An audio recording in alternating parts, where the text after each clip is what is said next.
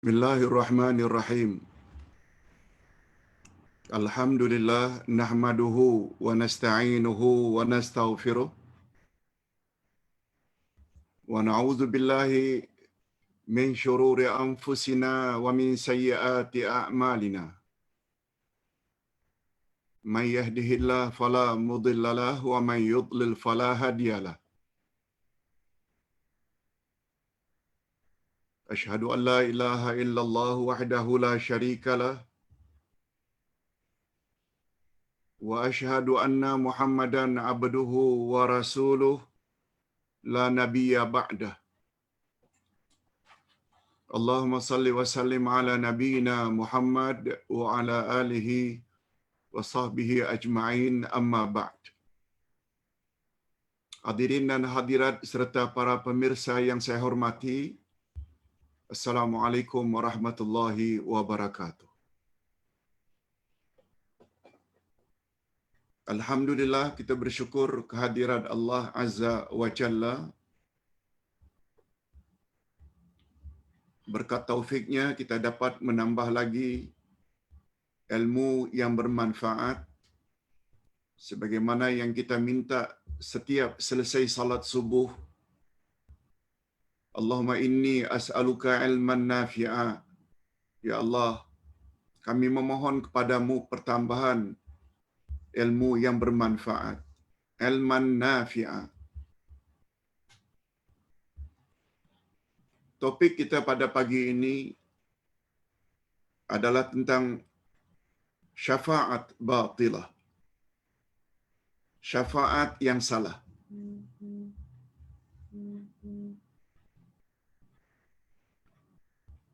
Syafaat yang batil.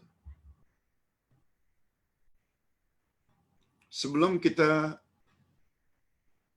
memperkatakan tentang syafaat lebih lanjut, bagus juga kita ketahui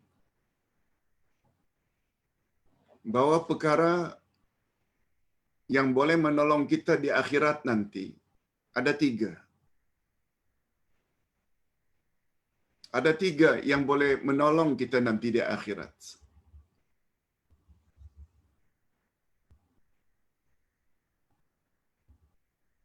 Walaupun Nabi Muhammad sallallahu alaihi wasallam pernah bersabda, yang mengusung kita, yang menggiring kita, yang bersama kita pergi ke kuburan untuk ditanam dalam kubur, ada tiga. Keluarga, harta, dan amal.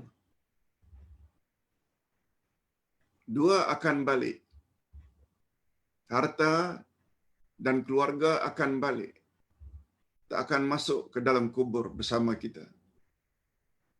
Kita hanya ditemani oleh yang ketiga, iaitu amal saleh. Namun demikian, ada lagi selain amal saleh yang boleh tolong kita nanti di akhirat. Pertama, amal saleh memang betul, amal kita sendiri yang kita lakukan selama kita berada di atas muka bumi. Yang kedua namanya syafaat, iaitu pertolongan orang lain kepada kita setelah mendapat izin Allah. Syafaat. Dan yang ketiga adalah rahmat Allah. Kasih sayang Allah. Amal saleh tak punya, orang yang akan beri syafaat atau pertolongan juga tidak ada, yang berbaki tidak lain kecuali rahmat Allah. Ketiga-tiganya kita perlu. Okey, itu sebagai mukaddimah. Ada berapa perkara yang boleh tolong kita nanti di akhirat? Menurut Ahlus Sunnah wal Jamaah, ada tiga. Amal soleh, syafaat, dan rahmat Allah. Nah, sekarang kita fokus kepada syafaat. Amal soleh kita sudah bahas dah. Sebagaimana kita jelaskan semalam makna nama Allah At-Tayyib. Tayyib dengan makna baik, khair, saleh, semuanya itu mempunyai makna yang sama. Dan amal yang diterima mesti memenuhi 3 syarat. Sebagaimana falsafah di dalam azan, pelakunya mesti Muslim. Alhamdulillah, kita sudah jadi orang Islam. Yang kedua, mesti ikhlas lillah, maknanya mentauhidkan Allah, tidak menyengutukannya, tidak berbuat syirik. Dan amal saleh ketiga, baru dikatakan saleh dan selanjutnya diterima oleh Allah. Amal tersebut mesti ikut cara Rasulullah sallallahu alaihi wasallam. Okey, itu tentang amal saleh. Sekarang fokus kita tentang syafaat. Okey. Dalam bahasa Arab, syafaat itu berasal dari syafa'. Syafa' maknanya genap. Lawan dari witir. Kalau witir maknanya ganjil, lawan witir adalah syafa'. Syafa' maknanya genap. Syafaat menurut bahasa diambil dari kata syafa'a yashfa'u syafa'atan atau syafa'atun, yang artinya menjadikan sesuatu dua atau menjadikannya menjadi genap. Itu syafa'. Lawan syafa' adalah witrun, yaitu ganjil. Ini sebagaimana sumpah Allah, wa syafa'i wal watri atau wal witri, demi genap dan demi ganjil.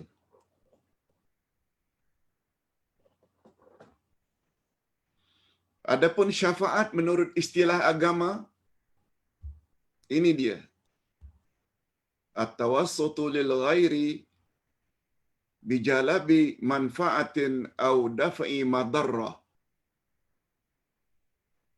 Menggunakan perataan orang lain, menggunakan perantaraan orang lain untuk mendapat suatu kemanfaatan atau agar terhindar daripada suatu bahaya. Itu definisi syafaat. Hubungan antara makna istilah dengan makna bahasa dalam hal ini sangat erat. Karena jika kita menjadi orang lain, hubungan antara makna istilah dengan makna bahasa dalam hal ini sangat erat.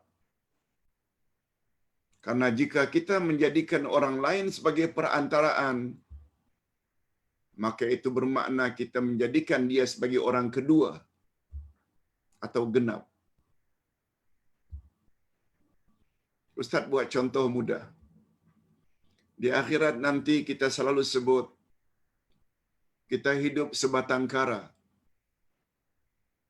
Bahasa yang popular kita dengar, nanti bila dah mati hidup nafsi-nafsi. Individu-individu. Sorang-sorang diri. Tiba-tiba Allah Subhanahu Wa Taala izinkan seseorang untuk datang pada kita memberi pertolongan. Itu namanya syafaat. Siapa orang itu? Terserah pada Allah. Allah hendak kirim Nabi Muhammad ke? Allah hendak kirim guru kita ke? Allah hendak kirim malaikat ke? Pokoknya kita yang tadinya sebatang kara, bila datang orang lain, kan maknanya genap. Yes, ini namanya syafa'. Jadi kedatangan orang tersebut dengan izin Allah untuk menolong kita di akhirat, ini yang namanya syafa'at. Itu sebabnya dalam bahasa bebas, syafaat selalu diartikan dengan pertolongan. Yes, itu yang perlu kita ingat.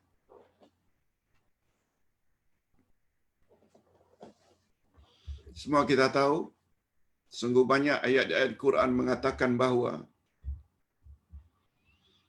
pada hari itu ibu bapa dah tak boleh tolong anak lagi. Suami tidak boleh tolong isteri, isteri tak boleh tolong anak, anak-anak tak boleh tolong ibu bapa.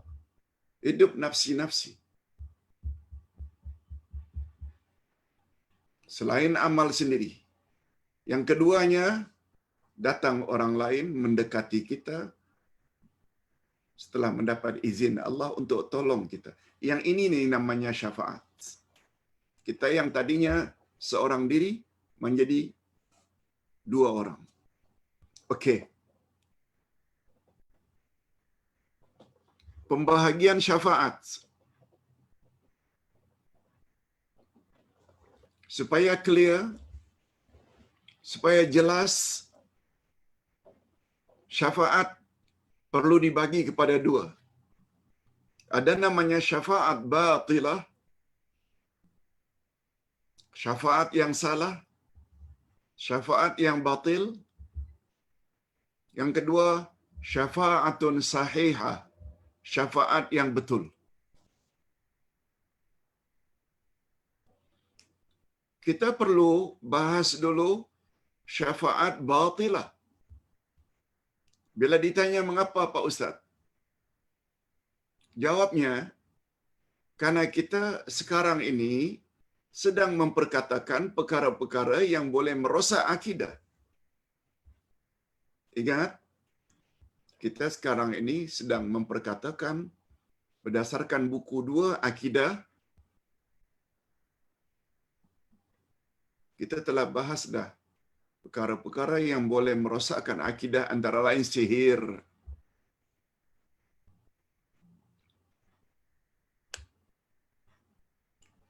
antara lain tiarah, antara lain tamimah, tangkal. Nah, pembahasan berikutnya yang juga boleh merosakkan akidah adalah syafaat batilah. Ini tidak bermakna tidak ada syafaat. Yang sahihah ada.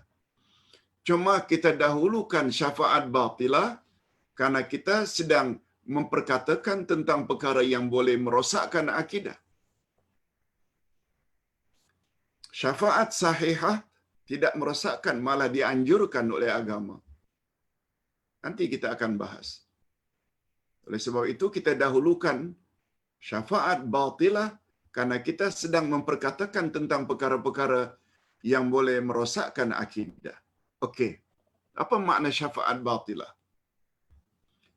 Perantaraan yang dipergunakan oleh orang-orang musyrik terhadap sembahan-sembahan mereka. Lalu mereka mendakwa kononnya sembahan itu kelak akan dapat memberi mereka syafaat atau pertolongan di sisi Allah di akhirat nanti.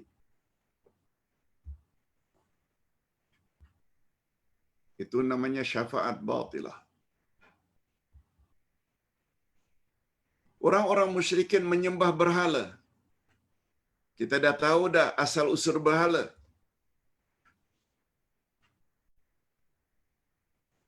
Berhala-berhala yang disembah oleh orang-orang musyrikin Arab jahiliyah adalah gambaran patung-patung orang saleh. Kita dah belajar dah penghujung akidah jilid 1. Di antara penyebab manusia berbuat syirik adalah karena terlalu menyanjung orang-orang saleh. Syirik terjadi di zaman Nabi Nuh. Ketika orang-orang saleh meninggal dunia satu demi satu, lalu syaitan menggoda supaya mereka buat patung-patung orang saleh. Itu sebabnya nama-namanya adalah nama-nama orang saleh. Ya'uq, Nasr, Uzza, Munat, Lata, Itu semua nama-nama orang saleh. Dan ini kekal sampai di zaman Nabi Muhammad sallallahu alaihi wasallam. Pada permulaannya beliau berhadapan dengan orang-orang musyrikin Mekah penyembah berhala yang juga namanya Uzza, berasal dari nama orang Aziz, Munat nama orang Mannan, dan Lata daripada ilah.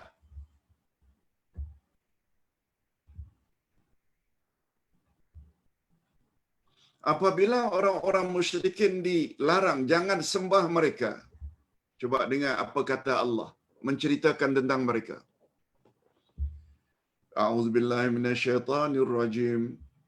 Wa ya'buduna min dunillahi ma la yadhurruhum wa la yanfa'uhum. Wa yaquluna ha'ula'i syufa'auna 'indallah.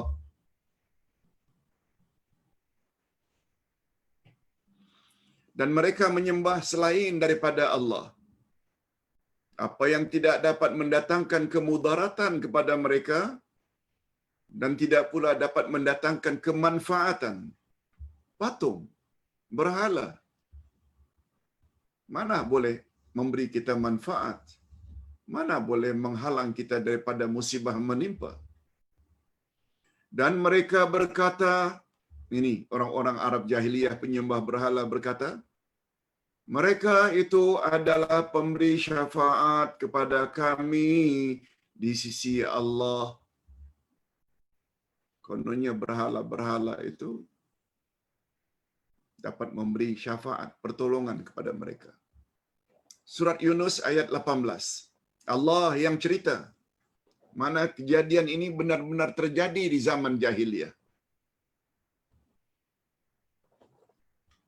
Allah berfirman lagi menceritakan tentang mereka. Walladzina attakhazu min dunihi awliya ma na'buduhum illa liyuqarribuna ila Allahi zulfa. Apa kata orang-orang Arab jahiliyah penyembah berhala? Dan orang-orang yang mengambil pelindung selain Allah berkata, kami tidak menyembah mereka, kami tak menyembah berhala, melainkan supaya mereka mendekatkan kami kepada Allah dengan sedekat-dekatnya zulfa. Abu Jahal, Abu Lahab, jangan sembah itu berhala. Abu Jahal, Abu Lahab akan jawab, kami bukan menyembah wahai Muhammad. Cuma yang kami harapkan supaya berhala-berhala itu sebagai lambang orang-orang saleh zaman dahulu, mereka tolong kami di sisi Allah. Coba tengok apa bezanya hari ini dengan setengah orang Islam. Jangan pergi ke kuburan, minta-minta. Jangan berdoa kepada penghuni-penghuni orang-orang dalam kubur itu walaupun dia orang saleh. Apa jawab pak cik mak cik? Jangan salah faham Pak Ustaz. Kami bukan menyembah pun. Cuma kami berdoa supaya orang-orang saleh di dalam kubur itu dapat tolong kami nanti di sisi Allah. Coba fikir. Apa bezanya jawaban pak cik mak cik itu dengan jawaban Abu Jahal dan Abu Lahab yang Allah ceritakan dalam Quran? Tapi hari ini kita tak berani mengatakan pak cik mak cik itu telah buat syirik. Padahal itulah yang diamalkan, exactly yang diamalkan oleh penyembah berhala zaman dahulu. Jangan salah faham Muhammad, kami bukan menyembah berhala, kami bukan menyembah kuburan. Tapi harapan kami supaya mereka tolong sampaikan doa kami pada Allah, dekatkan kami kepada Allah sedekat-dekatnya.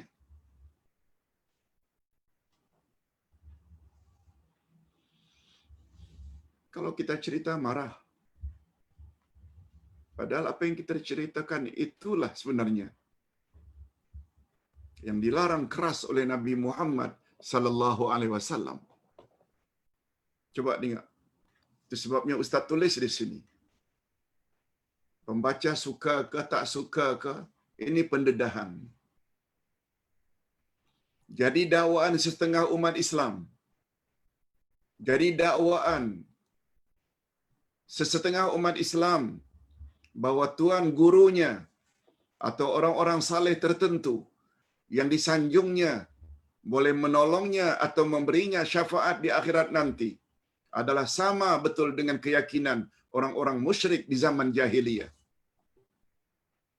Jadi bukan suatu yang mengherankan kalau terdapat juga umat Islam hari ini yang menafikan penyembahan mereka kepada orang-orang saleh tertentu.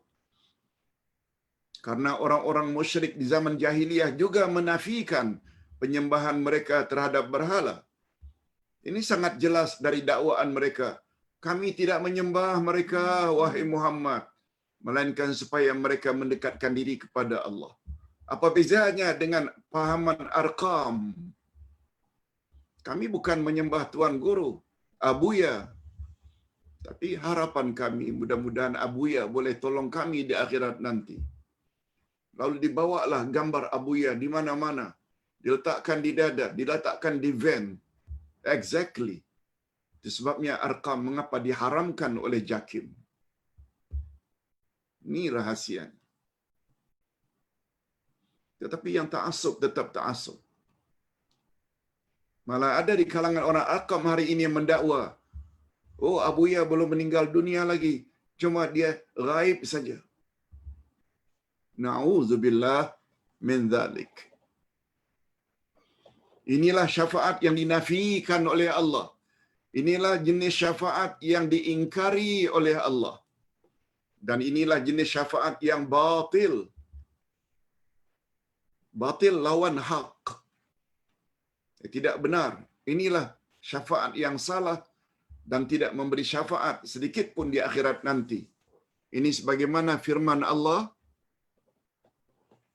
فَمَا تَنْفَعُهُمْ شَفَاعَةُ الشَّافِعِينَ. Maka tidak berguna lagi bagi mereka syafaat dari orang-orang yang memberi syafaat. Ini namanya syafaat manfiyah. Nama lainnya syafaat manfiyah, syafaat yang dinafikan oleh Allah. Okey, itu tentang syafaat batilah. Tak adakah Ustaz syafaat yang sahihah, yang haqqah? Ada? Syafaat sahihah atau syafaat yang betul jika syafaat itu memenuhi 3 syarat. Syarat yang pertama, keredaan Allah kepada orang yang akan memberi syafaat. Allah mesti reda. Yang kedua, keredaan Allah kepada orang yang akan diberi syafaat, yang akan menerima syafaat. Reda Allah yang pertama kepada pemberi, reda Allah yang kedua kepada yang akan menerima syafaat. Yang ketiga, keizinan Allah kepada orang yang akan memberi syafaat. Izin Allah. Itu sebabnya kalau kita buat dalam bentuk rajah, contoh A, B, C. A, B, C. Bagi pihak Allah A, B bagi pihak Nabi Muhammad sallallahu alaihi wasallam, C umat yang berdosa. Yang perlu kepada syafaat adalah C. Siapa yang akan memberi syafaat? Nabi Muhammad sebagai contoh. Tapi Nabi Muhammad tidak boleh tolong C, B tidak boleh tolong C sebelum terlebih dahulu mendapat reda daripada A. untuk yang memberi syafaat Nabi Muhammad dan reda A kepada C. Itu sebabnya dalam ayatul kursi Allah menyebut man dzalladzi yashfa'u indahu illa biizni. Tak seorang pun di akhirat nanti dapat memberi syafaat tanpa izin Allah. Okey, yang confirm akan mendapat izin adalah Nabi Muhammad B. C ini kita semua, atau dengan kata lain orang-orang yang berdosa. Syafaat baru boleh berlaku izin Allah, reda Allah kepada B dan C. Oleh sebab itu, apabila B ini yang akan memberi syafaat kita, orang yang banyak melakukan syirik, khurafat, impossible akan mendapat izin dari Allah untuk menolong C. Allah hanya akan izin pada orang yang Allah redai. Orang-orang saleh. Terutama Nabi Muhammad sallallahu alaihi wasallam. Dan Allah boleh bagi kepada yang lain-lain, pada malaikat, kepada guru kita, kepada wali-wali Allah, boleh bila Allah mengizinkan. Cuma keizinan Allah kepada B ini, B tidak boleh tolong C kalau C ini tidak dapat reda daripada Allah. Itu sebabnya Nabi Muhammad sallallahu alaihi wasallam pernah menceritakan dari sekian banyak umat manusia yang berdosa di padang mahsyar, Nabi pilih umatnya dahulu. Kemudian dari kalangan umat Muhammad, Rasulullah pilih lagi umat Nabi Muhammad yang tidak melakukan syirik saja, yang layak mendapat syafaat Nabi Muhammad. Bila ditanya apa sebab? Sebab si yang syirik ini Allah tak reda. Takkan Nabi Muhammad akan bantu orang yang Allah tak reda. Apalagi Allah telah berjanji pada ayat 48 surat An-Nisa. Innallaha la yaghfiru an yushraka bih. Allah tidak akan ampun dosa orang-orang yang syirik. Okey. Itu sebabnya Allah menyebut dalam banyak ayat tentang 3 syarat tadi. Reda Allah kepada yang akan memberi syafaat, reda Allah kepada orang yang akan menerima syafaat, C, dan izin Allah kepada yang akan memberi syafaat. Dia tertera dalam ayat ini. Itu sebabnya Ustaz tertarik dengan satu kitab, Khudh aqidataka minal Quran. Ambillah akidahmu dari Al-Quran. Yang kita wajib yakini, i'tiqad, percayai, mesti yang ada sumbernya dari Al-Quran. Apa kata Allah? Wa kam min malikin fis samawati la tughni syafa'atuhum syai'a illa min ba'di an ya'zanallahu liman yasha'u wa yarda.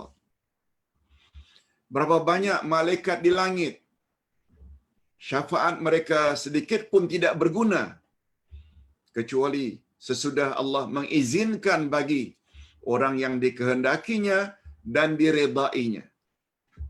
Lihat, ada kata izin, ada kata reda. Yang ambil daripada ayat ini, B yang akan menolong C perlu mendapat reda Allah. C yang akan menerima syafaat daripada B juga mesti mendapat reda Allah. Selanjutnya, B tidak boleh tolong C kalau B tidak dapat izin dari Allah. Dalam ayat yang satu ini, tertera ketiga-tiga syarat tadi.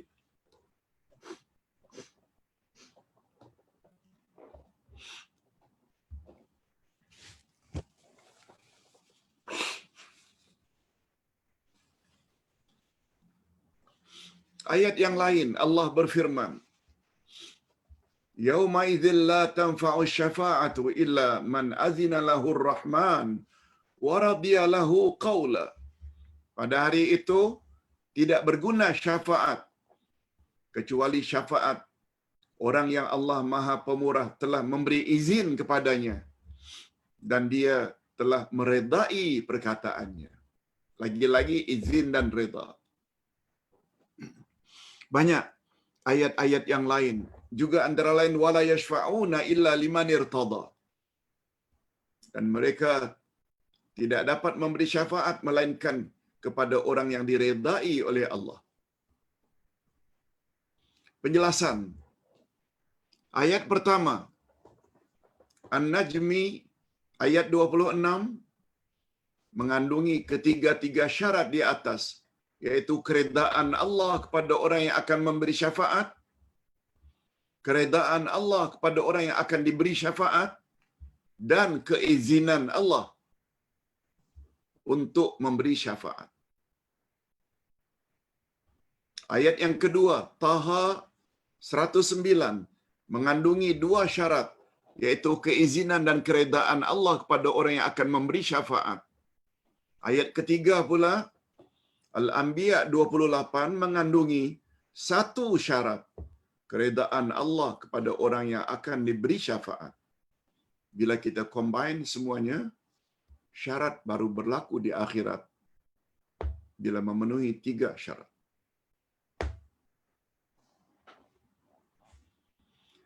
Itu sebabnya secara ringkas kalau Ustaz boleh sebut di sini.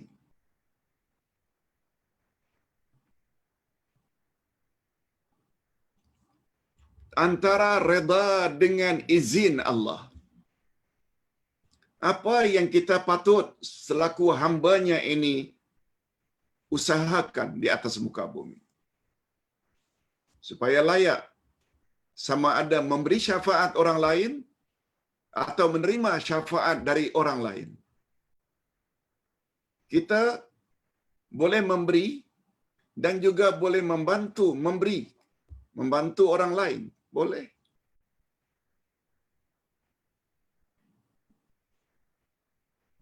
Kalau kita mendapat izin Allah. Dan kalau kita mendapat reda Allah. Izin Allah dan reda Allah. Sama ada kita orang yang akan memberi syafaat, bertindak sebagai B untuk tolong C, atau kita ini adalah C, orang yang berdosa. Apa yang kita patut usahakan selagi hayat di kandung badan? Izin atau reda? Tolong fikir. Izin atau reda?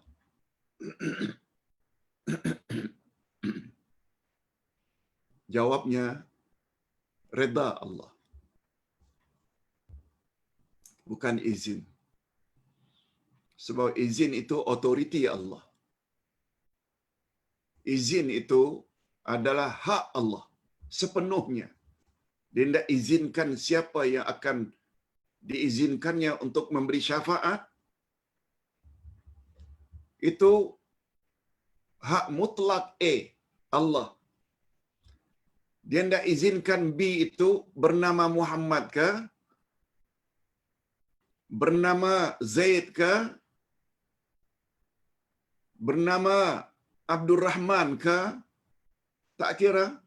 Allah boleh izinkan. Dia manusia ke, dia malaikat ke, suka-suka hati Allah tidak bagi izin.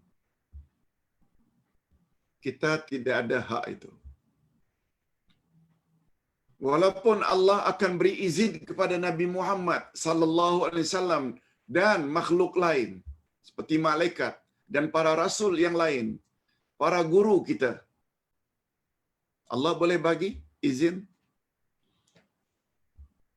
Namun demikian, kita akan jadi terhalang untuk mendapat syafaat dari B gara-gara kita tidak diredai oleh Allah. Siapa orang yang Allah tidak redai? Orang yang buat syirik. Sebabnya kata Nabi, Setelah aku mendapat izin dari Allah untuk memberi pertolongan pada umat di padang mahsyar, aku pilih umatku dahulu. Dari kalangan umatku yang telah aku pilih, aku seleksi lagi, aku saring lagi umatku yang tidak berbuat syirik saja yang layak mendapat pertolongan dan syafaatku. Nampak tak betapa pentingnya kita mentauhidkan Allah? Betapa bahayanya bila pada diri kita ini ada syirik. Apa bahayanya Pak Ustaz? Selain amal sendiri jadi musnah, lihat ayat 65 Az-Zumar, la in asyrakta la yahbatanna amaluk wa la takunanna minal khasirin. Bila kamu terlibat dengan syirik, hancur musnah semua amal kamu dan di akhirat kamu pasti jadi orang yang rugi. Satu, jika ada amal, amal banyak pun tak ada guna kalau ada syirik. Di sinilah rahasianya. Di antara ibadat dengan tobat, tobat mesti didahulukan. Sebab ada beberapa dosa-dosa yang dapat menghapuskan amal saleh kita walau banyak macam manapun. Itu satu. Amal saleh tak boleh tolong sebab jadi musnah. Zero gara-gara syirik. Yang kedua, oh tapi kan ada kemungkinan Pak Ustaz dapat syafaat Nabi Muhammad. Pun mustahil, impossible. Memang Nabi Muhammad akan diizin oleh Allah, tapi Nabi Muhammad tidak boleh tolong orang yang dibenci oleh Allah. Orang yang tidak diredai oleh Allah. Manusia utama yang Allah tak reda ialah manusia yang terlibat dengan syirik. Hancur lagi. Amal saleh hancur, peluang untuk dapat syafaat juga hancur.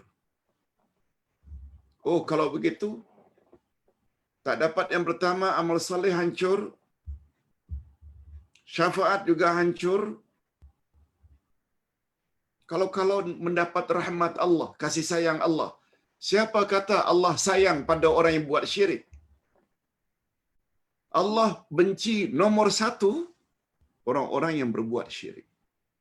Jangan harap amal saleh hancur, syafaat tak akan dapat, rahmat Allah juga tak akan dapat. Sebab syarat untuk mendapat rahmat Allah ada 3. Lihat ayat 218 dari surat Al-Baqarah. Al-Baqarah 218. Innal ladzina amanu wal ladzina hajaru wajahadu fi sabilillah ulaika yarjuna rahmatallah. Sesungguhnya orang-orang yang beriman dan orang-orang yang berhijrah dan orang-orang yang berjihad bersungguh-sungguh di jalan Allah, merekalah orang-orang yang mengharap rahmat Allah. Jadi berdasarkan ayat itu, rahmat Allah barulah akan kita perolehi jika kita memenuhi 3 syarat. Innal ladzina amanu, iman mesti betul. Orang yang berhijrah senantiasa memperbaiki, menambah ilmu, memperbaiki amalan. Walaupun dulu tidak sempurna, kita sempurnakan terus-menerus. Itu hijrah. Hijrah sikap. Dari bodoh menjadi orang yang berilmu. Dari pemalas menjadi orang yang rajin. Dari dedah aurat menjadi tutup aurat. Daripada beramal, beriman selama ini taklid, ikut-ikutan secara membuta tuli, sekarang beriman dan beramal saleh berdasarkan ilmu. Semuanya itu hijrah. Ini namanya hijrah sikap.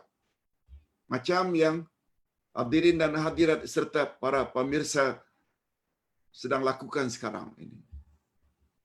tambah ilmu terus. Itu hijrah. Dan yang ketiga, bersungguh-sungguh. Bukan sekali buat, sekali tidak. Bukan hanya ikut sempat saja bila ada masa. Hadirin dan hadirat, menuntut ilmu dan beramal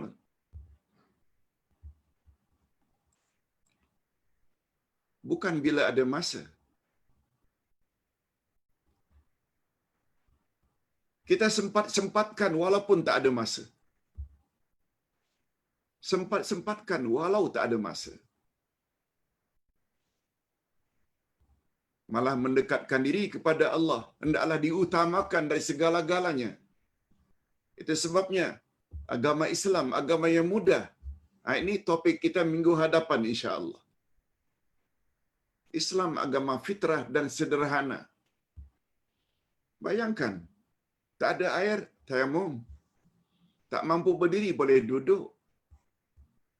Dan lain-lain. Bila musafir, boleh jamak, boleh qasar. Siapa kata Islam itu susah? Yang memasukkan pemahaman kita Islam ini rumit, susah, semuanya kerja syaitan. Sebab syaitan mahu kita jangan buat apa yang Allah suruh. Bukankah makna syaitan segala yang ingin menjauhkan kita dari kehendak Allah? Yes. Tak diharapkan amal saleh hancur gara-gara syirik. Nak mengharapkan syafaat Nabi Muhammad hancur sebab Nabi Muhammad tidak akan beri syafaat kepada orang yang Allah tak redha. Ingin mendapat rahmat Allah hancur sebab syarat pertama untuk mendapat rahmat Allah mesti ada iman. Allahu Akbar. Lihat ayat 218 dari surat Al-Baqarah. Okey, kita teruskan.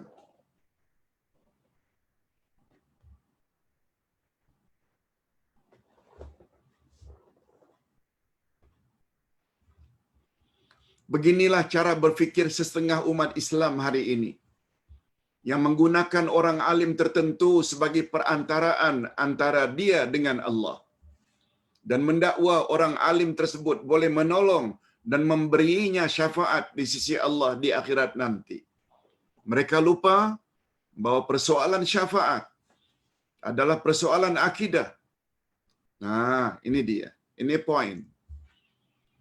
Persoalan syafaat di akhirat nanti, siapa tolong siapa? Itu urusan akidah. Semua urusan akidah mestilah berdasarkan firman Allah dan hadis Nabi yang sahih, bukan akal. Faktor akal sangat terbatas dalam pembahasan akidah. Dan mereka juga jahil bahawa apa yang mereka lakukan itu sebenarnya sama betul dengan apa yang dilakukan dan diyakini oleh orang-orang musyrikin di Mekah di zaman jahiliyah. Sebagaimana firman Allah, kita dah baca tadi. Kita ulang sekali lagi supaya mantap. Walladzina attakhazu min dunihi awliya ma na'buduhum illa liyuqarribuna ila Allahi zulfa.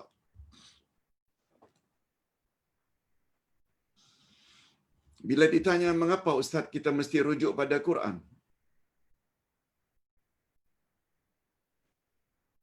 Ingat kata-kata Abdullah bin Umar bin Khattab radhiyallahu anhuma. Abdullah anak Umar, orang ketiga yang banyak hafal hadis Nabi setelah Abu Hurairah dan Aisyah.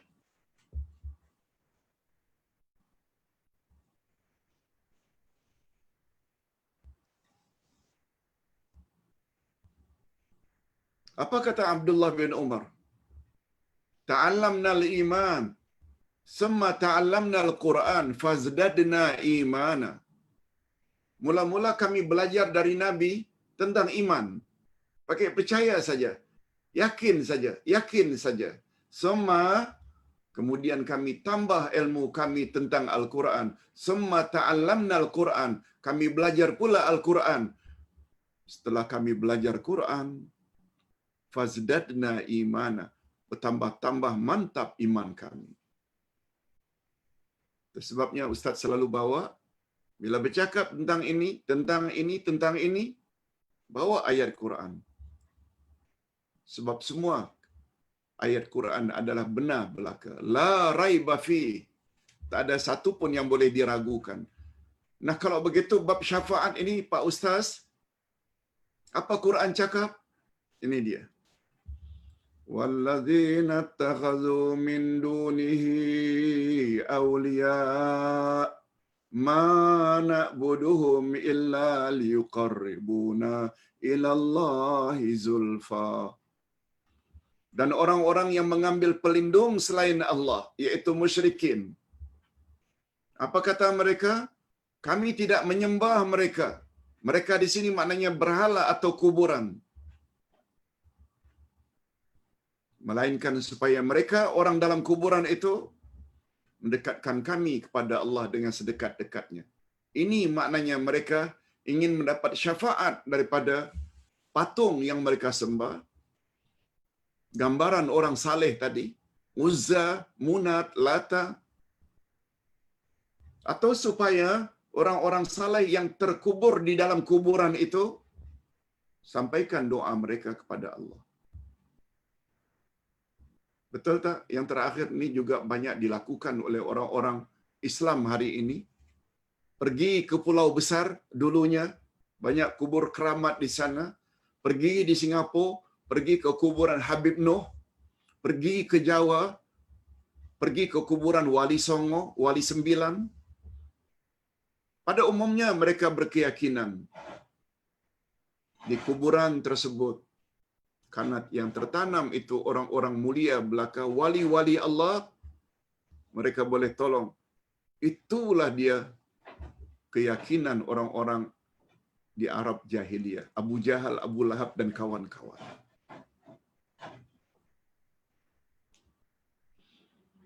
Oleh sebab itu, kita dilarang sebenarnya bepergian, berziarah dengan tujuan itu. Pergian yang sangat diganjurkan dan disuruh oleh Nabi sallallahu alaihi wasallam pada 3 tempat. Apa kata Nabi?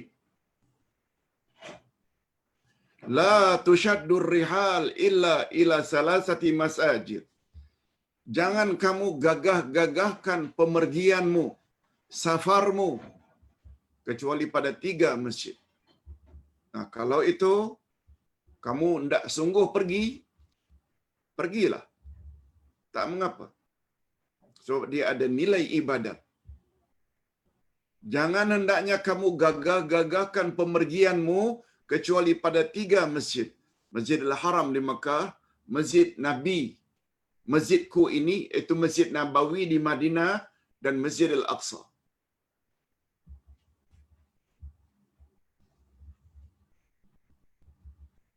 Oleh sebab itu, bila ada keyakinan, oh kita perlu pergi ke India, kita perlu pergi ke Pakistan, di sana terkubur orang-orang tertentu, orang-orang saleh. Oh, kita perlu pergi ke Baghdad, ke Iraq, di sana terkubur Syekh Wali Allah, Syekh, di sana terkubur Syekh Abdul Qadir Jailani. Oh, kita kena pergi ke sana, ke sana, ke sana. Sekedar hendak ziarah wali-wali? No. Apalagi ziarah itu beranggapan di kuburan tersebut ada kelebihan-kelebihan tersendiri yang tidak ada di tempat yang lain. No.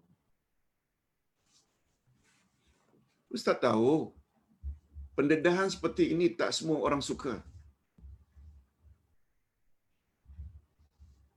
Tapi Ustaz punya prinsip. Ustaz cakap bukan tentang apa yang awak suka. Ustaz hanya akan cakap tentang apa yang Ustaz tahu. Dia beza. Yang Ustaz tahu barangkali tak disukai. Tapi Allah suka, Rasul suka. Ada dalam Quran, ada dalam sunnah. Oleh sebab itu, pendakwah kadang-kadang dibenci. Ini sesuai dengan kata-kata Imam Asy-Syafi'i. Kamu akan jadi orang yang dibenci bila kamu senantiasa berkata yang benar. Di sini bezanya antara saleh dengan muslih. Saleh itu orang baik, bagus. Siapa kata tak baik? Tapi ada lagi orang yang lebih baik daripada orang saleh, yaitu muslih. Muslih maknanya selain dirinya baik, dia juga coba memperbaiki orang lain. Orang saleh, semua orang suka.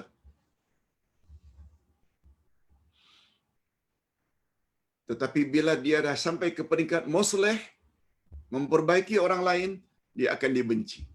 Contoh mudah, Nabi Muhammad sallallahu alaihi wasallam sebelum jadi nabi, betul tak semua orang sanjung, semua orang suka, malah mendapat gelaran Muhammad Al-Amin, semua orang sanjung, suka.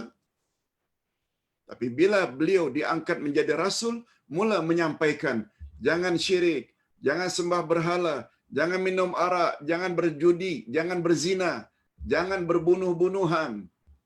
Sejak itu baginda dibenci, sebenci-bencinya, sehingga mendapat gelaran syairun majnun, penyair gila, sahirun, tukang sihir, sab'ah, pembawa ajaran songsang. Hari ini, bila kita ingin sampaikan ajaran sebenar Nabi Muhammad, kita kena bersedia untuk dicaci. Sebabnya, mereka yang faham akan hakikat ini, tidak lekas give up.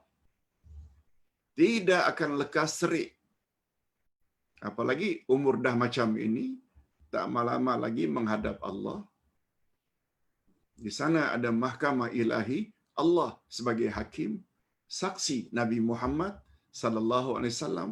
Tengok siapa yang benar, siapa yang salah. Oleh sebab itu, jangan harap ustaz akan bercakap senantiasa apa yang kita suka saja.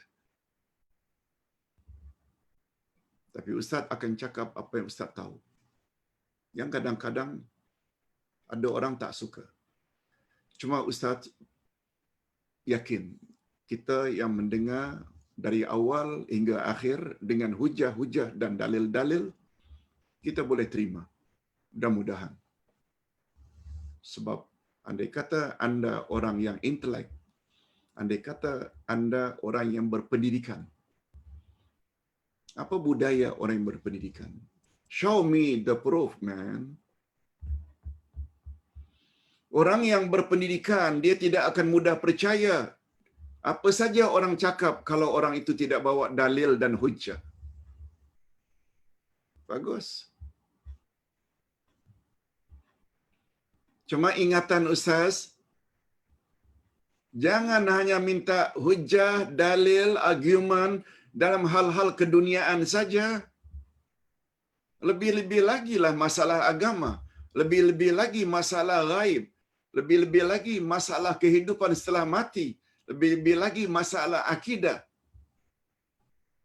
Lagilah kita perlu sebenarnya kepada dalil, hujah, argumen. Nah sekarang kepada kita sudah didedahkan. Ini syafaat batilah. Cukup lengkap dalilnya. Ini syafaat sahihah. Cukup lengkap dalilnya. Itu sebabnya bagi ustaz yang telah ada sedikit berpengalaman berdakwah lebih kurang 40 tahun,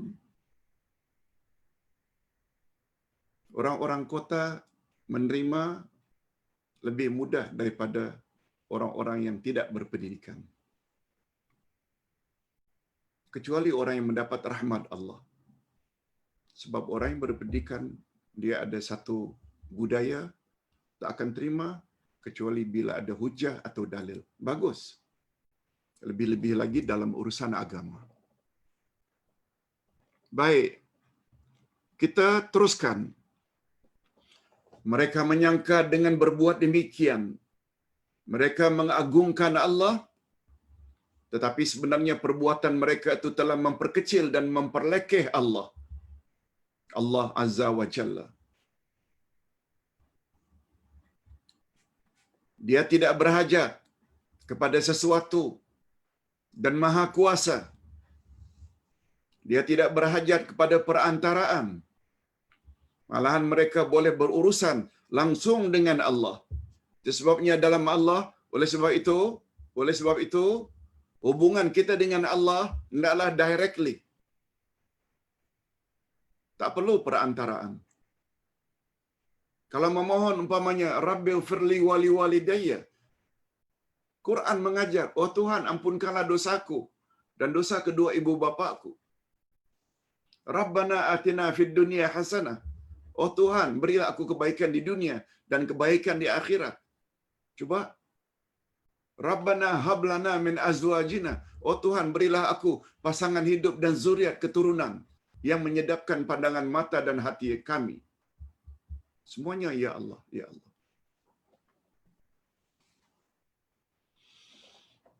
Cuma sebagai tambahan maklumat, antara kita dengan Allah, antara Allah dengan kita beza.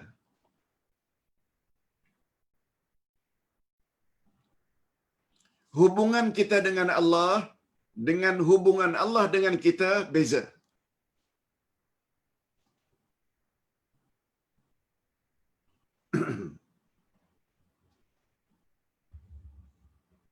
Perantaraan hanya perlu dari Allah kepada kita. Perlu perantaraan, perlu orang tengah, perlu middleman. Middleman itulah yang dipanggil dengan Rasulullah. Allah suruh kita beribadah. Allah tidak sebut secara detail dalam Al-Quran macam mana cara kita beribadah. Allah tunjuk orang tertentu yang terbaik di zaman itu untuk jadi wakil Allah, duta Allah untuk membimbing umat masing-masing. Yes. Dari Allah pada kita perlu kepada orang tengah. Perantaraan. Namanya Rasulullah. Allah angkat setiap generasi. Ada namanya Nuh, ada namanya Ibrahim, ada namanya Musa, Isa, sampai pada Nabi Muhammad sallallahu alaihi wasallam. Tapi dari kita kepada Allah tak perlu ada orang tengah. Ibadat pada Allah mesti direct. Berdoa pada Allah mesti direct. Adapun tentang tawasul, itu bab lain. Tawasul maknanya kita lakukan sesuatu supaya doa kita cepat dikabulkan oleh Allah.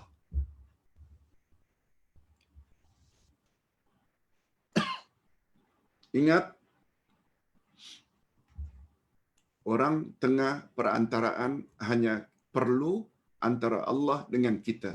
Adapun dari kita kepada Allah directly. Ini yang Ustaz jelaskan. Islam hanya memperakui wasitah atau orang tengah antara Allah dengan hambanya, yaitu perantaraan rasul-rasulnya, bukan antara hamba dengan Allah. Hamba dengan Allah tidak. Oleh sebab itu setiap hamba mestilah beribadat dan berdoa secara langsung directly kepada Allah. Inilah di antara ciri-ciri khas ibadat dalam Islam yang berbeza dengan ibadat cara keberhalaan atau wasaniyah. Wasaniyah itu pahaman keberhalaan. Mereka pasti pakai perantaraan. Ustaz pernah mengajar di Field Force, polis hutan. Lebih kurang 20 tahun yang lalu.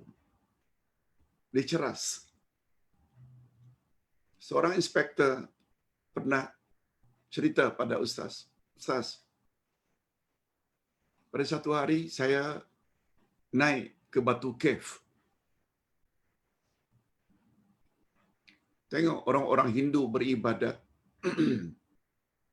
Beliau seorang sub-inspector. Ustaz tanya, apa yang inspektor lihat? Terhadap sami-sami di depan patungnya sedang menyembah. Saya tanya, Sami, mengapa sembah patung?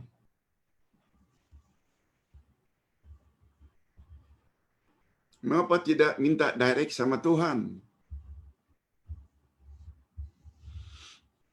Sami menjawab, mana boleh Tuhan, kita orang banyak dosa. Kita orang banyak dosa. Ini berhala-berhala ini namanya, ini namanya. Barangkali Shiva, Wisnu, Brahmana, itu semua nama-nama dewa. Mereka ini orang-orang saleh. Mereka ini orang-orang baik. Kita mesti minta melalui mereka supaya mereka sampaikan kita punya doa, permintaan pada Tuhan Allah. Begitu sub-inspektor ceritakan pada Ustaz. Ustaz kata, inilah yang dipanggil dengan pahaman keberhalaan, wathaniyah. Wathaniyah. Waw, sa, alif batasa, bukan wataniyah ya. Sebab TH ini selalu kita baca dengan sa. Ibnu Katsir.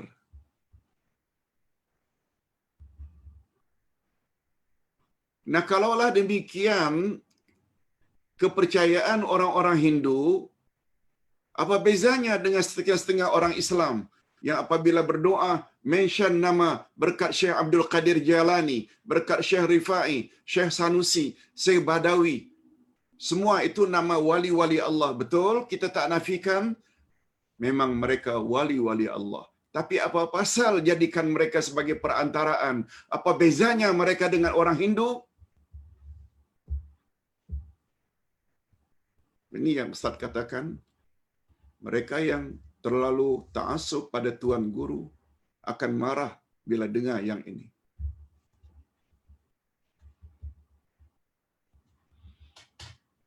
Ustaz pernah sampai perkara ini di Batam. Dan terdapat kelompok yang tak suka Ustaz sampaikan perkara ini. Sebab tuan gurunya mengajar lain.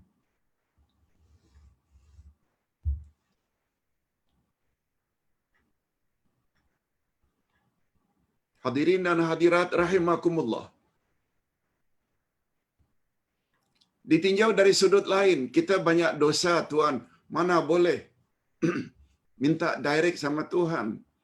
Coba dengar apa yang dikatakan oleh Syekh Nasruddin Albani dalam kitabnya yang bernama At-Tawassul. Kata beliau, ada dua yang Ustaz masih ingat. Kalau raja yang adil,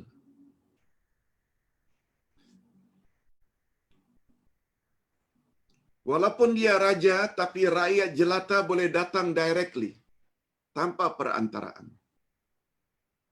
Taruhlah kita contoh Umar Ibn Khattab. Rakyat boleh langsung jumpa, tanpa sekatan. Dengan Raja B, tak boleh rakyat jelata jumpa kecuali melalui pos-pos tertentu, orang-orang tertentu.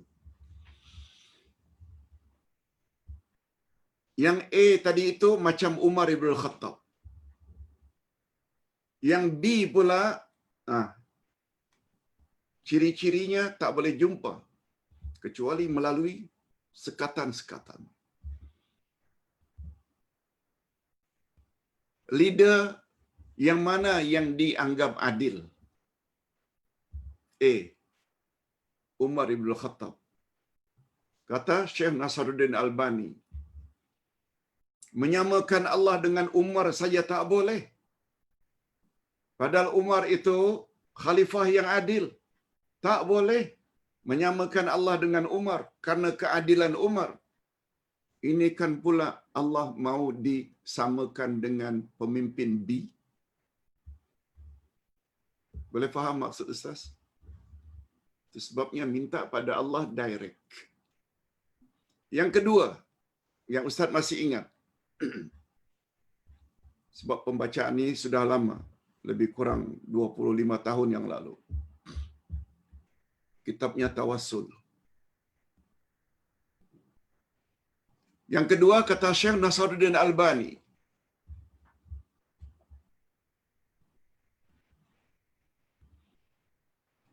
ketika Allah Subhanahu wa taala suruh iblis agar sujud pada Adam, usjudu li Adam fasajadu illa iblis. Lalu semuanya sujud kecuali iblis. Lalu Allah tanya, ma mana'aka an tasjud idza amartuk? Apa sebab kamu tidak mau sujud ketika aku suruh? Wahai iblis. Iblis jawab. Jawaban iblis tertera dalam Al-Quran. Ana khairum minhu. Aku lebih baik dari dia. Khalaqtani min nar. Kau cipta aku dari api. Wa khalaqtahu min tin. Sedangkan dia engkau cipta daripada tanah. Api sifatnya tinggi, menjulang. Tanah rendah, dipijak-pijak. Takkan yang tinggi mesti sujud kepada yang rendah? Ya Allah. Itu jawaban iblis. Ekoran daripada sikap iblis yang fasik, durhaka terhadap perintah Allah itu, akhirnya dia dilaknat dan dikutuk. Kata Syekh Nasruddin Albani, setelah iblis dikutuk, dilaknat oleh Allah, iblis mohon pada Allah, engkau ndak laknat aku, ndak kutuk aku, kutuklah ya Allah. Tapi aku minta dua perkara. Tolong kabulkan permohonanku. Yang pertama, panjangkan umurku hingga kiamat. Yang kedua, izinkan aku untuk menggoda Adam dan anak cucunya. Ternyata kedua-dua permintaan iblis dikabulkan oleh Allah. Dan iblis tidak merasa perlu untuk memohon syafaat, pertolongan pada para malaikat yang dekat dengan Allah. Tolonglah aku, wahai para malaikat, karena kamu baik dengan Allah, taat pada Allah. Tolonglah aku supaya doaku, permohonanku yang dua ini Allah kabulkan. No. Iblis tidak gunakan itu. Tapi iblis directly kepada Allah. Ternyata Allah kabulkan tak? Allah kabulkan. Memangnya dosa kita ini lebih besar dari iblis? Sehingga perlu sebut semua wali-wali itu? Fikir. Mudah-mudahan kita dapat memahami cukup lengkap ayat Quran, hadis Nabi, pandangan ulama-ulama yang pakar hadis menulis tentang perkara ini. Tapi perkara ini sayangnya kurang mendapat pendedahan dalam masyarakat. Apalagi kadang-kadang yang buat perkara itu tu tok syekh yang pergi ke kuburan, panjang-panjang janggutnya, memohon di kuburan. Allahu Akbar. Hadirin dan hadirat rahimakumullah. Minta maaf kalau Ustaz terpaksa bercakap berterus terang dalam perkara ini. Nah, sekarang kita berpindah kepada jenis-jenis syafaat. Ilmuwan Islam iaitu para ulama telah membagi syafaat kepada dua. Pertama namanya syafaat khas. Syafaatun khasah lin Nabi. Syafaat khas untuk Nabi Muhammad sallallahu alaihi wasallam. Yang kedua, syafaatun ammah. Syafaat umum untuk rasul dan bukan rasul. Syafaat yang akan Allah beri kepada Nabi Muhammad dan juga kepada selain Nabi Muhammad. Mengingat masa yang sangat singkat atau berbaki hanya beberapa minit, Ustaz sebut saja secara ringkas.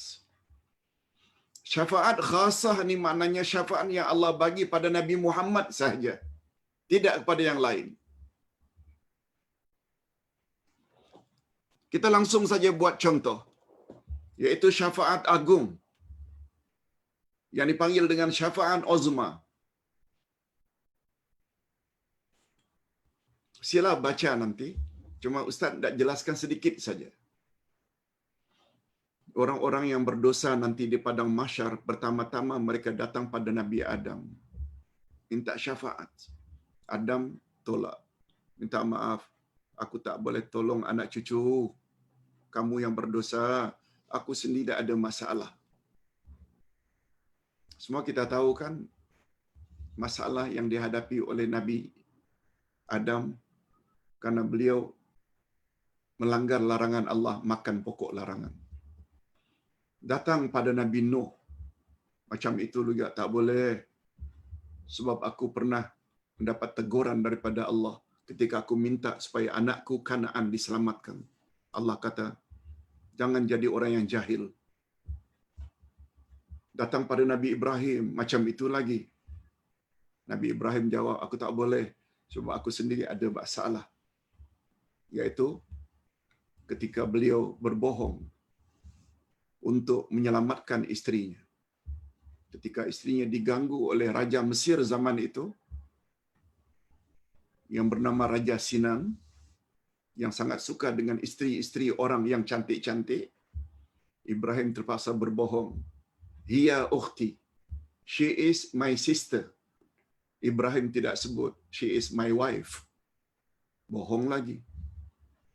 Nabi Ibrahim pernah dituduh menghancurkan berhala. Kata Ibrahim, bukan aku tanyalah kepada berhala yang lebih besar. Itu semua maknanya membuat nabi-nabi tersebut, rasul-rasul tersebut tak mampu. Begitu juga pada Nabi Musa, begitu juga kepada Nabi Isa.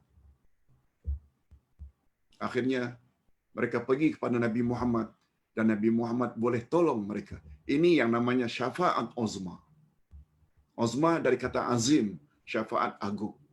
Mudah-mudahan kita berdoa, mudah-mudahan kita termasuk ke dalam golongan orang-orang yang layak mendapat syafaat Nabi Muhammad sallallahu alaihi wasallam melalui syafaat khasnya. Yang kedua, syafaat untuk memasukkan ahli syurga ke dalam syurga.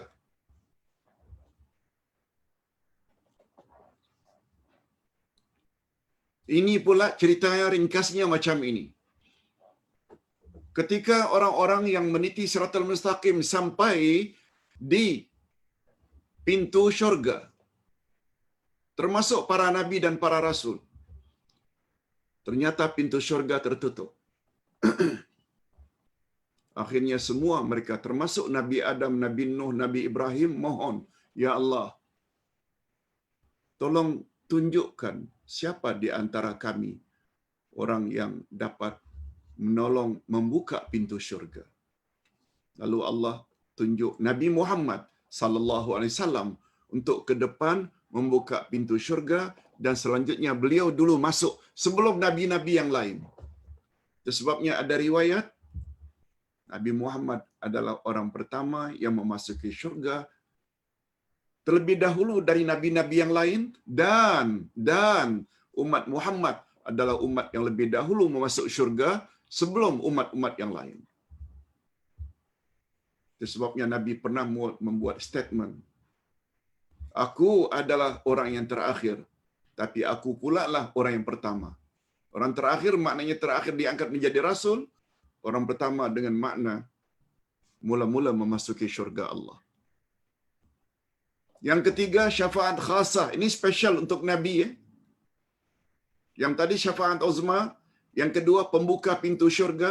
Yang ketiga, khas untuk Nabi, iaitu beliau boleh memberi syafaat pada orang kafir yang bernama Abu Talib, uncle-nya yang mati kafir. Khas untuk Nabi Muhammad sahaja. Tapi bukan membawa Abu Talib keluar dari neraka, sekedar mengangkat Abu Talib dari kerak neraka kepada neraka yang paling ringan, yang itu pun digambarkan dalam hadis. Bila terkena saja kaki seperti sepatu yang dibuat dari neraka yang paling ringan, niscaya menggelegak otaknya, menunjukkan betapa panasnya, padahal itu neraka yang paling ringan. Na'udzubillah min dzalik. Adapun syafaat umum.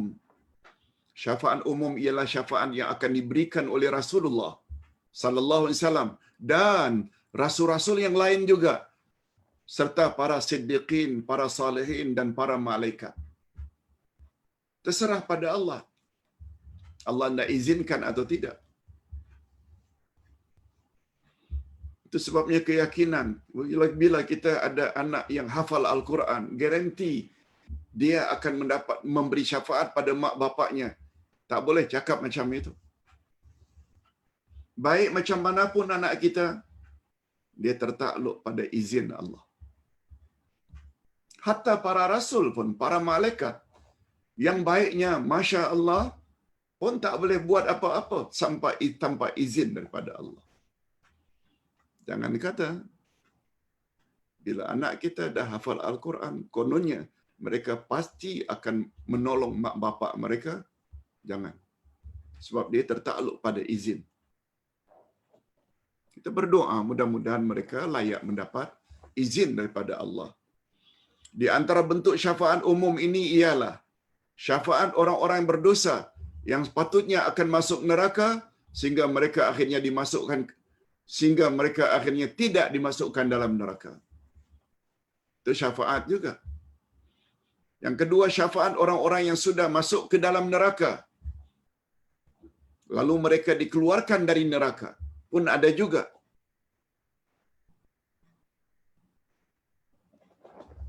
Syafaat jenis ini tidak hanya terbatas untuk Rasulullah sahaja, tapi juga nabi-nabi yang lain, para malaikat serta mukminin lainnya. Tetapi dengan syarat yang telah kita tetapkan di atas tadi. Izin Allah dan redha Allah. Sebahagian ulama akidah menambah lagi jenis syafaat khusus untuk Nabi Muhammad sallallahu alaihi wasallam. Apa dia syafaat khusus itu? Kata Nabi Muhammad memberi syafaat untuk golongan yang sama berat antara kebaikannya dengan kejahatannya. Golongan inilah yang dinamakan dengan Ashabul A'raf. Nabi Muhammad juga akan tolong. Yang penting kita mesti jadi orang yang diredai oleh Allah. Mungkin kita ada buat dosa, tapi dosa-dosa tersebut jangan sampai melibatkan dosa syirik. Sebab dosa-dosa yang lain masih boleh lagi diampuni oleh Allah. Yang kedua, memberi syafaat kepada penghuni syurga agar derajatnya diangkat lebih tinggi dari asalnya. Syurga, kata Imam Ibnul Qayyim, ada 100 derajat. Umpamanya seseorang mendapat derajat yang ke-20, berkat syafaat Nabi Muhammad boleh jadi tingkat yang 30, 40, 50. Syafaat jenis ini disepakati oleh Mu'tazilah. Tetapi mereka menafikan jenis-jenis syafaat lain walaupun hujahnya sangat kuat. Yang ketiga, memberi syafaat kepada golongan tertentu agar masuk syurga tanpa hisab. Ini juga termasuk syafaat dari Nabi Muhammad sallallahu alaihi wasallam. Ini sebagaimana tercantumnya di dalam hadis sahih tentang Ukashah bin Mihsan al-Asadi yang diriwayatkan oleh Imam Bukhari dan Imam Muslim. Ini hadisnya panjang. Nah, yang terakhir, rahmat Allah. Kita tadi dah jelaskan. Sekali lagi Ustaz ulang, yang boleh tolong kita nanti di akhirat ada berapa? tiga. Amal soleh. Yang kedua, syafaat. Yang ketiga, rahmat Allah. Kita dah bahas tentang syarat-syarat amal soleh. Mesti Muslim, mesti ikhlas lillah, mesti ikut cara Rasul dalam beramal. Yang kedua, syafaat. Juga ada tiga syaratnya. Mesti mendapat reda Allah orang yang akan memberi syafaat. Juga mesti mendapat reda Allah orang yang akan menerima syafaat. Dan yang ketiga, izin Allah kepada orang yang akan memberi syafaat. Adapun rahmat Allah juga tiga. Allahu Akbar, semuanya tiga. Syarat amal diterima tiga. Muslim, ikhlas, ikut Rasul. Syafaat juga syaratnya ada tiga. Reda Allah kepada pemberi, reda Allah kepada penerima, dan izin Allah kepada pemberi.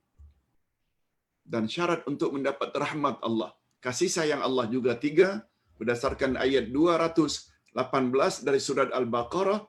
Pertama, iman mesti mantap, tidak boleh ada syirik. Yang kedua, kita mesti berhijrah. Hijrah ada dua jenis.